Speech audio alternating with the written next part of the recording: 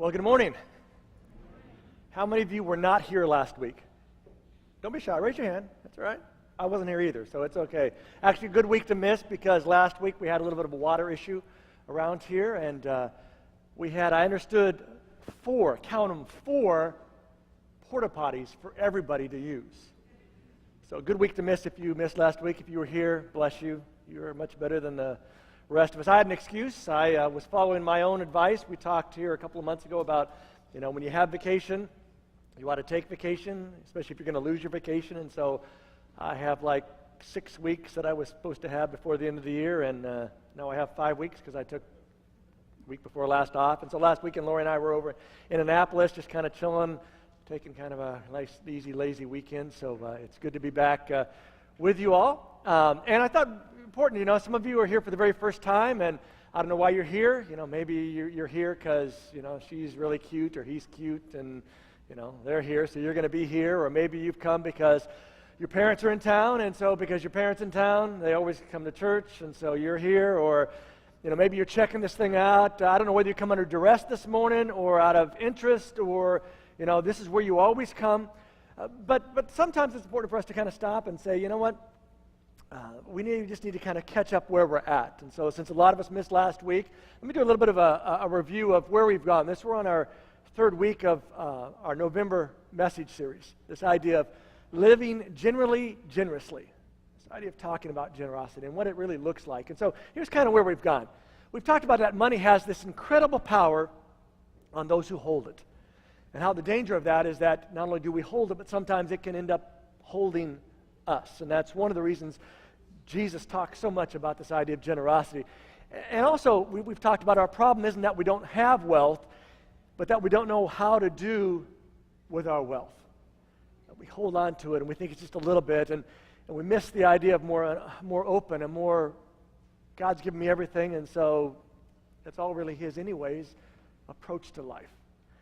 And there's this danger that we all have this potential to be affected with, this thing called affluenza. Have you heard of this? How many of you have been inoculated for it? Yeah, it hasn't quite got the Ebola press, but at some point I think it will. Because affluenza is this idea of this virus that spreads out to those that are wealthy and rich. And we've talked the last few months a number of times about how we are rich. I want you to say that with me. I am. Say it proudly, because you ought to be proud about it. I am rich, right? Because we are. We're rich in lots of different ways. And especially if you compare ourselves to lots of people around this world. We're rich. And our challenge is that we don't feel rich, right? Because if we felt rich, we would think we'd act different or we'd be rich. And we talked here a couple weeks ago that we all know how much that number is to be rich, right? And that number is just a little bit more, right? More than we currently have, right? And that's kind of, we understand that kind of pool. And the issue of affluenza, how it affects us, is that it makes us keep wanting more and more. Have you ever noticed that? If you eat something you really like, you want more of it, right? Right? When if you decide to go on a diet, the idea is that you eat less, right? Yeah, your sharp group this morning, you eat less, right? But it's hard to constrict, right? And most people, the whole idea of diets don't really work because they're set for a period and then you go off the diet, right? Which means you eat. That's right, yeah, sharp group, right? More, right? And it happens that way in our lives. It happens that way with our money and our things and our stuff and even our time and all the stuff that we value and we hold as important to us and begins to affect us. And here's the one thing I want you to write down that's kind of where we've been and where we're kind of going to go, is that the only antidote for affluenza is generosity. And it's not a one-time inoculation. It's this kind of regular, I got to take this regular. I got to, small doses, get over long-term thing is the only way for us to kind of pry our hands off the stuff and to use it like I think that God would like us to use it. So, before we kind of delve into today, I want to invite you just to bow your heads and let's pray one more time together, all right? Lord, I thank you again for making me rich.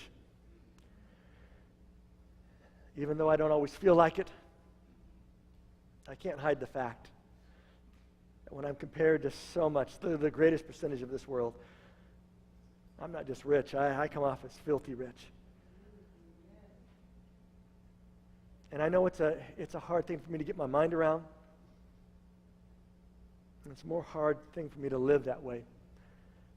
And when I say live that way, I live in a way that's generous with what you've given me, as opposed to kind of storing it up to make sure that I'm not too kind of wasteful with what's happened. This morning I confess that I have used theology to back up my position at times. I've said it's about being a good steward, about taking care of what you've given me.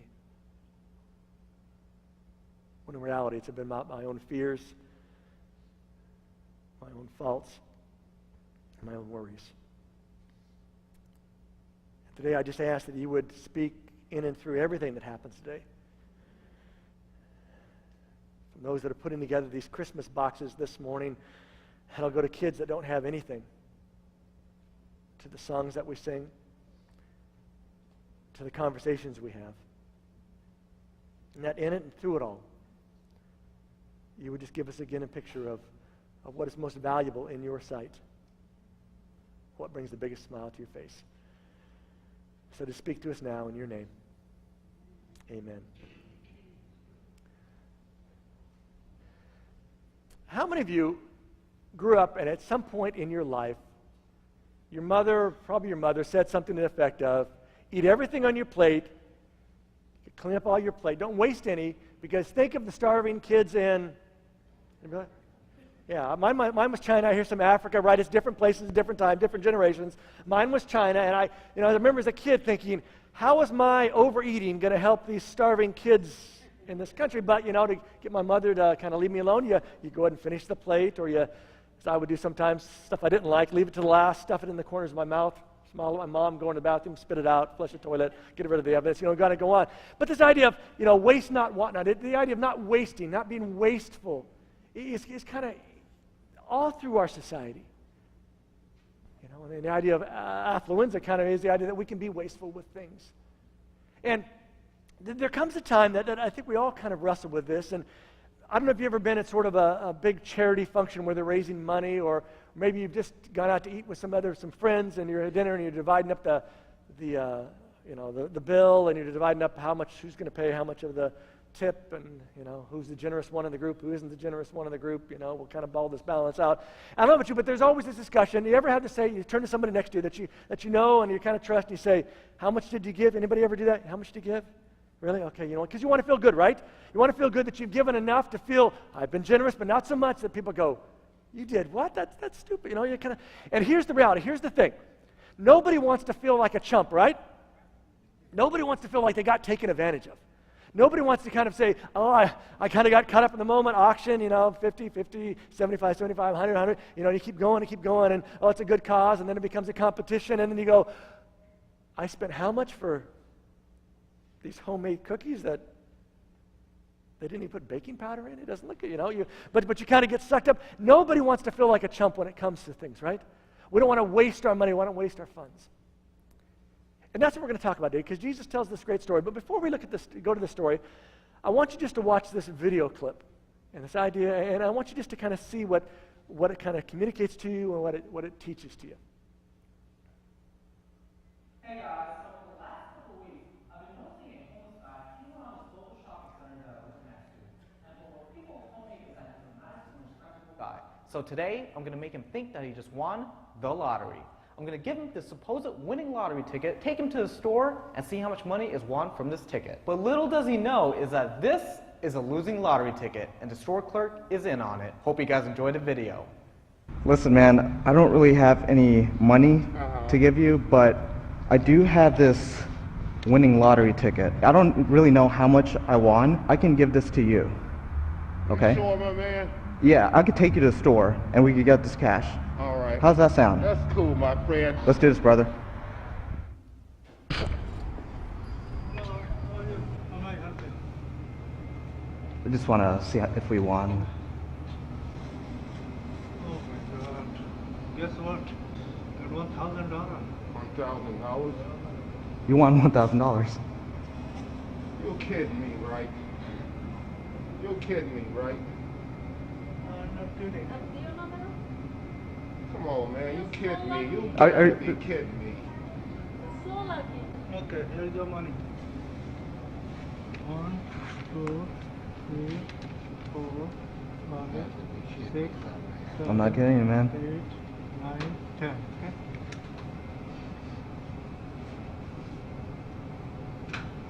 Okay, thank you. Good luck.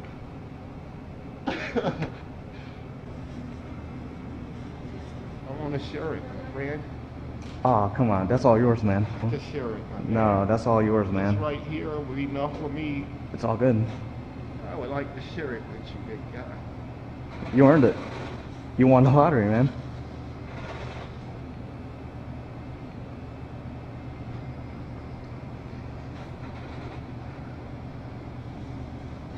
Here.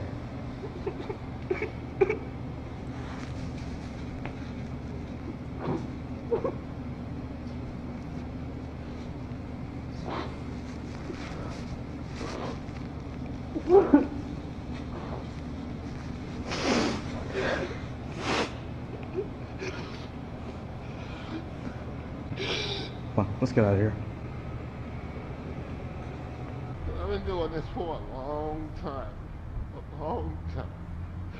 I ain't never, my friend, had somebody do what you just did, my friend. Never.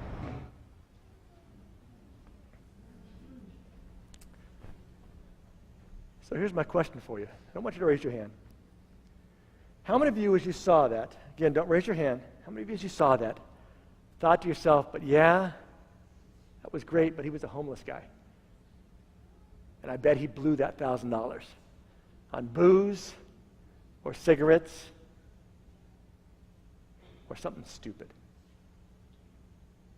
And if you're honest, and I want you to be honest, I don't want you to raise your hand, but if any of those kind of thoughts about, yeah, but kind of came through there, I want to share with you a story today where Jesus talks about this idea of doing something stupid that we would have categorized as stupid, giving $1,000 to a homeless guy. And it's found over in Mark chapter 14. It's actually told in a couple of different of the Gospels of those stories of Jesus' life, but Mark 14 is the one we're going to look at. And it begins this way. While he, talking about Jesus, was in Bethany, reclining at the table in the home of Simon the leper. Reclining at the table back then was they didn't have tables and chairs like we have today. They kind of ate off the floor or off a little raised thing, and so they would kind of recline on their elbow, kind of eat food that way. It was kind of a real relaxed kind of setting. And it's at this guy named Simon the leper's house. Now, I don't know if you read much of the Bible, but if you ever read much of what Matthew or Mark or Luke or John writes, you know, oftentimes you'll see these people are called by first names, right? Simon's place or Peter's or this. No last names. And how do they differentiate? Simon was a pretty common name. So how do you know which Simon this is? He tells us it's Simon the leper, right? Which is a great nickname to have, right? I mean, if you don't know much about leprosy was this horrific disease that had been around for thousands of years. I mean, it was the kind of thing that would begin to, kill these nerve endings, and you wouldn't feel stuff, and ultimately, you lose feeling and lose circulation, and you could lose fingers and noses and ears. I mean, it was disfiguring. It was a terrible, terrible thing to have. And so Jesus is over here having a meal at this guy named Simon. Which Simon? The leper guy, the guy that doesn't have part of his... But he's been healed because he's okay now. Otherwise, he would have been off in his own place. So Jesus is reclining. And so you have to guess, doesn't tell us, but you have to wonder and guess, maybe this is somebody that Jesus has healed, that Jesus has done something, and it's sort of this idea of, he's just saying, I want to say thanks. So he gets Jesus together, and Jesus not only there, he's also there with his 12 disciples, James, John, Peter, these fishermen, Matthew, the tax collector, the IRS guy that nobody really likes. We got Simon, he's got a Simon. He's the zealot, the whole anti-government kind of guy. He's got all 12 of these guys kind of hanging around. And while he's here at this home, and he's reclining, kind of sitting down, and I don't know if they're eating yet or just chatting, this woman comes in with an alabaster jar of very expensive perfume made of pure nard. Now, when it says alabaster right there, you think that's got to be expensive. I don't really need to know that it was very expensive. Alabaster just sounds right. Grace, like, that's got to be expensive, right? Eric, get the idea? Something expensive, good stuff, right? Anybody know what nard smells like? I looked this up. You know what it smells like? Nard. Yeah, it wasn't like cinnamon or something like that. But you have to imagine, it's a pretty strong strong aroma, and I don't know whether it smells like, your father-in-law who just always puts on way too much cologne, just kind of reeks through the room, or whether it's like, my grandmother had this rose perfume. Anybody remember that rose perfume? I hope it isn't around any longer, but my grandmother was old, but she always smelled like a rose. Everything in the house smelled like just a rose, or whatever the smell is. It's a strong smell, and it breaks, and she comes in with this alabaster jar, and it's small when because it says she takes this thing, she breaks it, because that's how you got into these things. It wasn't a cork. It was a break the bottle, and she pours it over Jesus' head. And again, that aroma's got to go off, and it's got to be, these are guys who've been fishermen. They know what it's like to smell bad. These are guys that, cleanliness next to godliness is not a biblical thing. That's a Benjamin Franklin thing, because cleanliness was a thing that maybe happened once, and that was, it was not like every day, taking a shower, a couple days a week, telling the boys, take a shower, take a bath, got to clean up. This was occasionally just when it got so bad that they finally, did some dipping. If you've traveled much, that's not an unusual thing. That's not unusual then. It's not unusual some places here today. But this smell kind of perforates out, and it's a strong odor. Nobody can miss it. And some of those present, as they watch this, and as they watch this lady come in with this expensive-looking thing, she breaks it, pours it out, and it's like, whoa, this is too much. It says they begin saying indignantly to one another, why this waste of perfume? You can kind of hear what's going on, right? All these guys. It's a room full of guys. Women weren't normally around. They were serving. Otherwise, they were kind of kept quiet. Guys were kind of hanging out. These are, again, fishermen, tax collectors, anti-government guy, all these. And they begin to talk among themselves. What in the world is she doing? Why this waste, right? Why this? Why would she do that? Not only does it smell bad, it's got to be a waste of money. It's like taking a $100 bill or $1,000 and just ripping them up and throwing them up.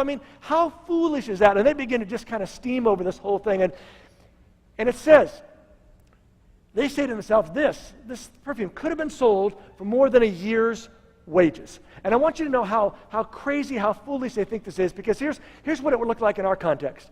The median household income here in Howard County, the county in which we're sitting right now, a couple years ago was $108,844. So if we were in the same setting, same kind of situation, somebody brings in this perfume bottle this morning that's worth almost $110,000. They break it open. We all go, that's it. Well, that's a lot. That's it? For $110,000? What kind of thoughts would go through your mind? How would you feel if somebody came in and did that kind of thing? It's bad enough that it smelled bad, but the cost of it all. And the reality was it was wasteful. It was extravagant. And it seemed like the stupidest thing to do. Why would you waste all of that money? In fact, they say it could have been sold for more than a year's wages, and the money given to the poor. Now, we can run, and I've heard people talk about this and say, well, that was just an excuse. I think they could have been genuine and sincere in this. Because this was his followers that are making these complaints. These guys that have been around him, and they know how much Jesus cares about people and how the poor is a big focus group for him.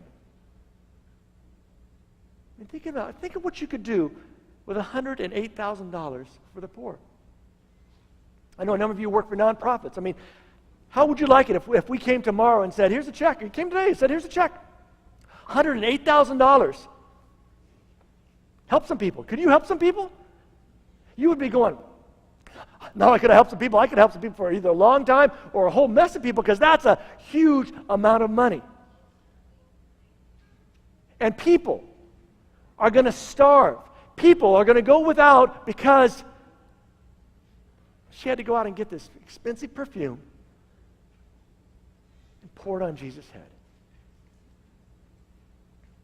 And it says they rebuked her harshly. The actual language says that they kind of snorted like a horse, which I'm not sure how that kind of pictures. I haven't been around enough horses to know what snorting horses can't be very good, right? But got to be kind of agitated, right? Kind of worked up and frothy, and they are just starting to work this lady over, and they're expressing it. They're kind of giving it to her. What an idiot! How stupid can you be? Why would you do that? Think of the poor. Think of the people that can't have now because of your stupid act. Why would you do it? What a waste, what a waste, what a waste. And it was a waste, wasn't it? I mean, if I brought in this morning something worth $110,000 and I broke it here so that we could all enjoy this beautiful aroma, I'd have to pick something good, vanilla, pumpkin spice, because that's the kind of season we're in, something that we all kind of thought was pretty good. We might enjoy it but we'd all sit back. At some point, everybody going home would have a great lunchtime conversation. What a dumb thing to do, right? Why? Why would you blow something like that for just a moment and not consider the good, the potential that could happen from all that? The reality is criticism is always easier than contribution, isn't it? Some of us were wired that way. The moment we get it, the moment we're glad to share it. Let's critique it. Let's say how we could have done things better. If we've done this different, we've always got an evaluation. We're taught that way. Our business is run on that. Always got to be evaluated. Self-evaluation or bring in. Let's talk about what could we have done better. Twist, tweak, make better. The reality is it is so hard for some people to allow others the liberty to express themselves. Not only is it's so hard, it's so easy to object to what we don't like and what we don't understand. And that's true for all of us. Right? Why'd you do it that way? Not how I would have done it. If you'd done this, if you'd only done that. And they pounce on her. They begin just to rip her apart, pull her down. And she can't say anything because she's a woman. In that culture, women don't talk back. They just have to sit there and sort of accept it. And she has to hear all this stuff. And she goes through those same kind of feelings that at times you've gone through when you've wasted something. Ever waste money? Buy something and you think that was really dumb. I really didn't need that. Or you went and you had something and it was okay, but it wasn't that much okay, and then you kind of your past and your upbringing kind of becomes odd, and you have this whole shame and guilt kind of thing, and you begin to feel like that was a dumb idea, and why did I do that? And especially if it was a big thing, and how foolish it was, and what's this going to look like? And you begin to kind of just, and there she is, reeking of this expensive perfume, maybe still has the jar in her hands, standing by Jesus, hearing all this stuff, and then finally Jesus steps in and says, listen, back off. Enough, guys. Cut it. Leave her alone. Why are you bothering her? Which I have to imagine like Peter's like, ooh, I got the answer for that, Jesus. Didn't you see that she poured this stuff? I mean, you got a cold today? I mean, she poured this stuff. She extravagant, wasteful. I mean, $108,000. It was huge amount. Why were you bothering her? And this just makes this incredible statement. She has done a beautiful thing to me. And the idea of beautiful here is this idea that something significant, something that was meaningful to me as a personal thing. Not beautiful that everybody would appreciate, but something that was beautiful for me. So why are you getting so worked up over it? So I'm guessing Jesus might have reminded them that, we didn't have that money to begin with, right? She didn't come and take out a loan from us. She's either been saving up for maybe a lifetime, because I don't know very many of us that can take a year's worth of salary and have it set there in one thing and go spend it, right? Some of you see $108,000 and you think, man, if I could just have that much in the bank, right? I'd be feeling pretty good about now. He says she's done something significant, something meaningful to me. We didn't have the money. And disengaged from, this is money we took and we spent, this is something she did. And then he says this incredible statement. The poor you will always have with you. And this is not a prophetic statement by Jesus. This is not a, thus saith the Lord. Thou shalt always have poorest people with thou, It's all, I'm just prophet. It's just the reality, right? Because it's how things work in life. Not everything is fair. Not everything is just. Not everybody gets the same amount. And so we're always going to have poor people. And he says, and you can help them anytime you want. And that's true, isn't it? If you wanted to help a poor person right now, you could, even if you say, I don't know any poor people, you could probably figure out in the next couple hours how to help a poor person, right? You could go online. You could give X amount of dollars into one of these micro loan things. Help somebody get ahead, start a profession, start a job. You could go find an organization to feed somebody and go take them a bunch of food today. You can go down to 198 and 29. There's a corner there that there are homeless people there every day of the week. Just by the way, if you want to go find 29, I'll get off 29, 198, right there every day, every week. Same people. They take turns. You can find them and you can take care of them any time you want, Jesus says. But you will not always have me. And this is not a me moment for Jesus. You know, we could interpret this as this is a me moment. You know, hey, I'm only home for a couple of days, and then I'm not always going to be home. I'm going back. You know, got to spend the time while I'm here. You know, take time off work because this is not about me, Jesus thing. He's just saying, listen, guys, you're always going to have poor people to take care of. Every day of your life, you will have that opportunity. But you won't always have me because I've been telling you I'm not always going to be here. In fact, not going to be long. I'm going to die. I'm going to come back to life, but then I'm leaving here, and we got this whole other plan set up, but this isn't going to happen. She did, he says, what she could do. Literally, the language says she did what she had.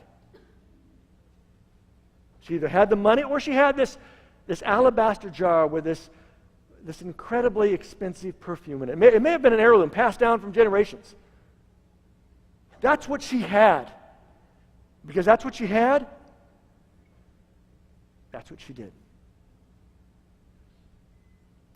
And she poured this perfume on my body beforehand to prepare me for my burial. To which I'm sure one of the guys goes, but that whole burial thing happens, you know, when you're getting ready to get buried, you know, okay, they put all that stuff on it so they can just kind of be around you for a little days while we go through the whole mourning process just to kind of keep the decomposition from, you know, killing us. That's why this, you know, you can hear their minds going off and trying to disengage from this, and Jesus wants them to simply stay engaged on, this is not about you. This is not about the poor people. It's about somebody doing what they felt compelled to do and just accepting that for what it was. And then he makes this incredible, incredible statement. Truly, Jesus says, let me tell you this.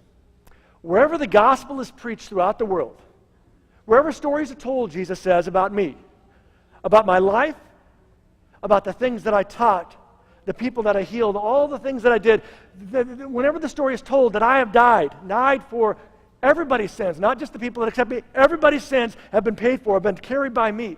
When the story gets told that not only that, but I came back to life. Not only tells that I came back to life so that we can have hope that there's more than just what happens in this life. When this whole story is told, what she has done will also be told in memory of her. Have you ever asked yourself, have you ever read this passage, have you ever asked yourself, what's up with that? I mean, that's a pretty significant thing, he says, isn't it? Wherever the gospel is told, there needs to be this sort of added on piece. Before you get done finishing, this is the gospel. Let me tell you about the good news that comes through Jesus. By the way, I got to tell you one more small story because that's what Jesus is saying. One more thing. You need to know about this lady who did this very wasteful, extravagant act. And it's going to be told as a memory, as a record, as a way to preserve, as a way to remind us of this act of this woman at this dinner party where she wasn't invited to, blowing a huge amount of money that could have gone a long, long way to helping lots of people.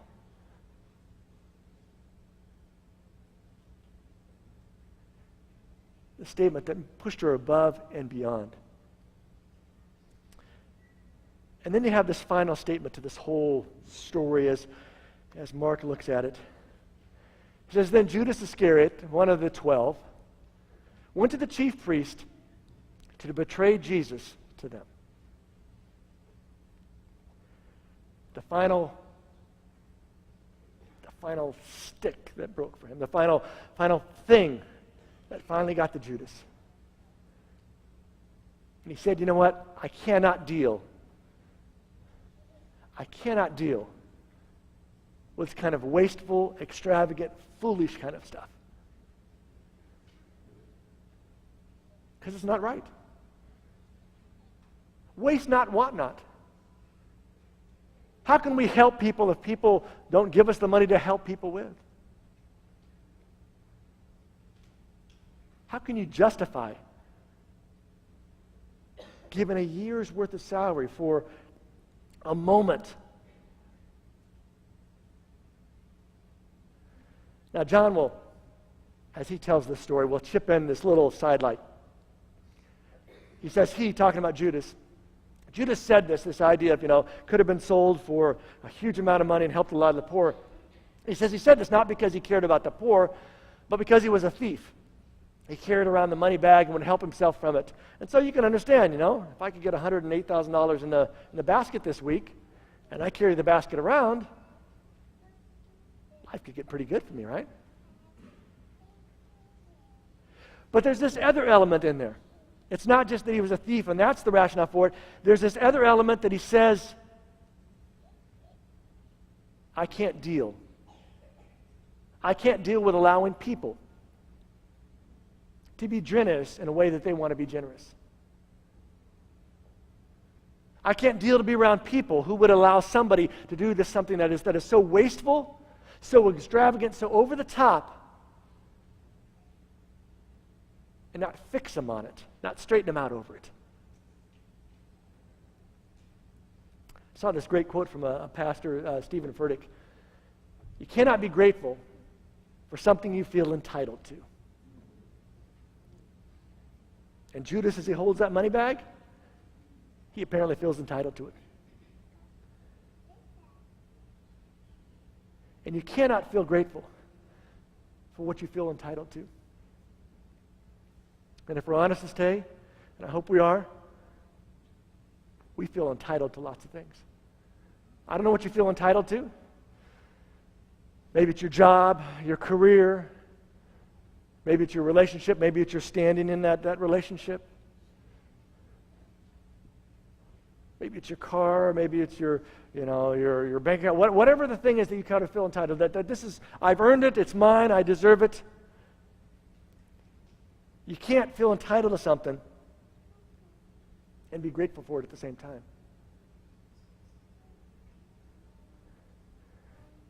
How many times have you come home, those of you with kids, pull into the driveway, actually stop first, get the bicycles out of the driveway, kick the toys over to the side again, pull the car into the driveway? Because that's your spot. And you're entitled to that spot. What are those little snotty-nosed little kids doing, putting it there, right? I mean, you know how it goes. I'm entitled to peace and quiet when I get home. I'm entitled to a night by myself when I get home. I'm entitled to the corner office because I've earned it. I've put in my time.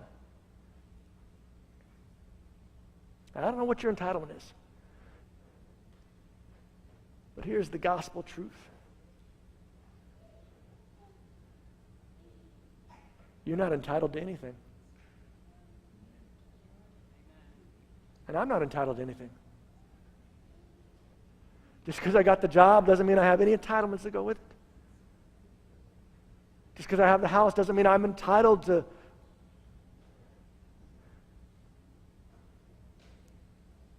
It is so easy for us to lose sight of the fact that we are not entitled to anything. We're not even entitled to today. Pastor Dave mentioned my friend, the other Pastor Dave. And it made me think about him this week. Remind me again that we're not even entitled to a normal life, what we would classify as a normal, healthy life. Dave's a healthy guy. Runner. Takes care of himself. And when we can get to the place where we recognize we're not entitled to anything, it kind of changes things around and we can become very grateful for things. Because nobody was entitled to this $108 and $844 or whatever it was. Nobody was entitled to that. That was hers. And she could do with what she wanted, with what she had, because it was hers, right? So here's some life lessons I just jotted down this week from reading the story and honestly, trying to make sense out of it. Trying to make sense of why Jesus would say, whenever they tell my story, they're gonna keep her story around. This wasteful, extravagant story. The story of not just generosity, but foolish generosity. So here's some life lessons. Every over-the-top thing isn't a waste. And it's something I struggle with. I see myself as logical. Because I am. Rational. Because I am. Good with my money. Because I am good with my money. And it's so easy to say, well, that's not how I would do it. Well, I don't want to need to go over the top. I just need to do this. And it hits me home. It hits me home to say that not every over-the-top thing isn't a waste. In fact, it may be the total opposite. And a caring, generous act isn't always understood. And that's a life lesson. That you can do something nice and caring for somebody and isn't always going to be understood the way. And not only that, a caring, generous act is always, always, always, always, always open to criticism. Sometimes it comes from ourselves. Oh, why did I do that? Didn't need to tip that much.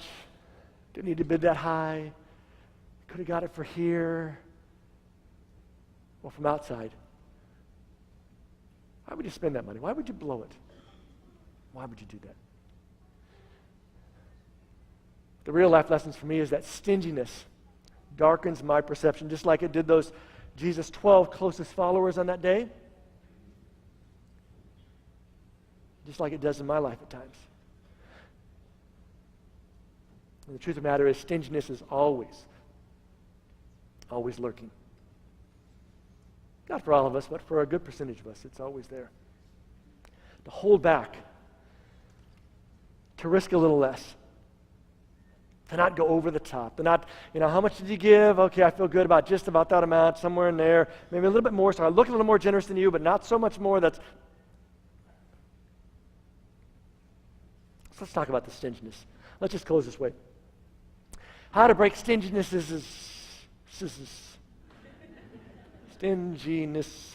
think it's right. Stinginess is hold. 3 different stages of generous living. Let me just walk you through this. The first stage is simply this. Number 1, do what I should do. That's where we all ought to start off in the generosity levels. We ought to do what we should do. How many of you, when a kid, or if you've had any kids, have ever taught the lesson or been told the lesson? You're as a kid, you have your little toy, you have a couple of your toys, the other kid is there in the room with you, and your mom or your dad or some authority figure, some adult says, share your toys. Anybody remember that? You always say, share your toys, right? You teach them to play well with each other, right? Share your toys, share your toys. We try to instill that when you're a kid, and the rest of your life, we struggle with that same concept, don't we? It starts early.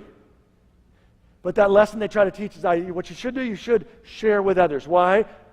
Because they don't have something, you have something, and you have a couple, so share. That's what you do. You should take and share with somebody else. That's what you should do. And it's sort of this idea of obeying, kind of just, it's the right thing to do, and so I'm going to do it. And that's where we all kind of need to be, on that generous level of the very first one to break stinginess, is just to begin to do what I should do.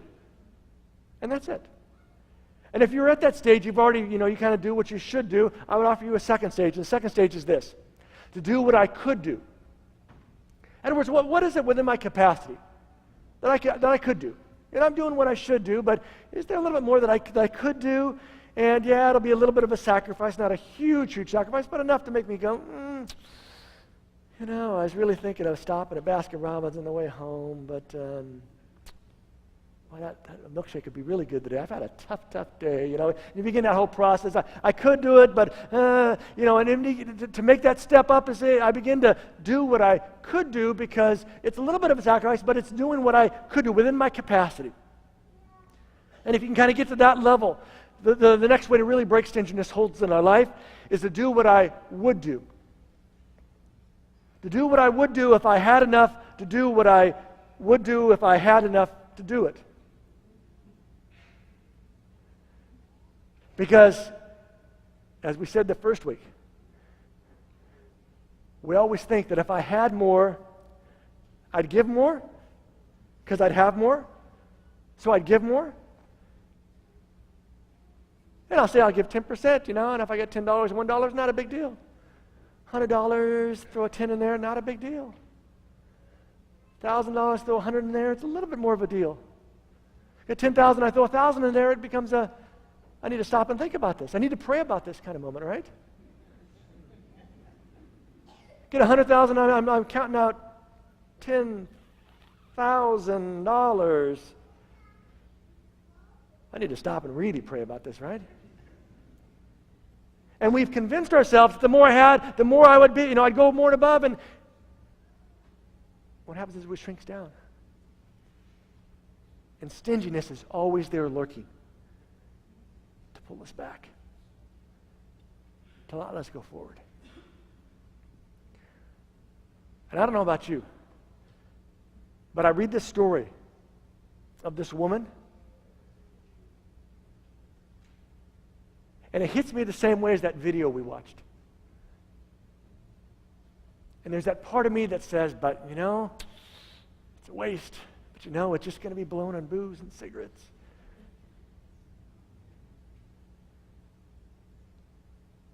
And missing the moment of extravagance and wastefulness and joy that comes in giving. Because I have to imagine that woman on that day to come into a place where males are supposed to be the only people really in there, and to bring this incredibly expensive gift, this $108,844 of perfume. And we know that when she enters that place, eyes are going to turn to her, especially when she stands close to Jesus. And when she breaks it and that smell filters out, every eye is going to look at her. And as she pours it on his head, and the whole inappropriateness of having a woman that you're not married to messing around with your hair and touching you and all the... It's easy to look at that and say, she did not think through this process very well, did she? Especially when all the guys pile on and say, why would you do that? And I'm thankful again that Jesus stood up for her. Like he always stands up for those that are misunderstood, who have gone beyond and haven't really thought through the whole plan, but just in the moment took what they had and did what they could do with what they had. That Jesus cared so much about what she did, that she said her story can never fade from my story. Because she did something for me, something special, something that was helpful for me. And my question for us as we close today is simply, what are the areas in your life? What are the areas in my life? What are our areas that stinginess kind of holds us back from doing what we should do, or what we could do, or what we would do? And not just with our money, but with our time, with our things, with our abilities. Because I think God's whole goal for us is that we would begin to understand who Jesus was and how he did things, and begin to model our lives after what he's done and the things that he did. But at the same time, in that process, that Him getting more and more inside my life. So that what's inside it, that He's placed in it, becomes to come out, even in foolish ways. With that said, I invite you to take out that Connect card that I think Pastor Dave talked about. I guess not. He didn't. Okay, there's a Connect card that was on your seats. If you take that out, every week we got to give people a chance to take a next step. So here's 3 possible next steps. Maybe your next step today is simply this: to recognize stinginess's grip in my life. Maybe that's the light bulb that needs to go off today. Or maybe next step today is to choose to live generously this week. To make it your goal. Just for this week, I'm gonna look for opportunities, and I'm gonna just kind of follow through and kind of follow where God leads. Maybe your next step today is to not let fear or embarrassment hold me back from my expression of gratitude to God. Because the one gift, the one act, the one response that God never wants us to feel regret or shame or guilt over.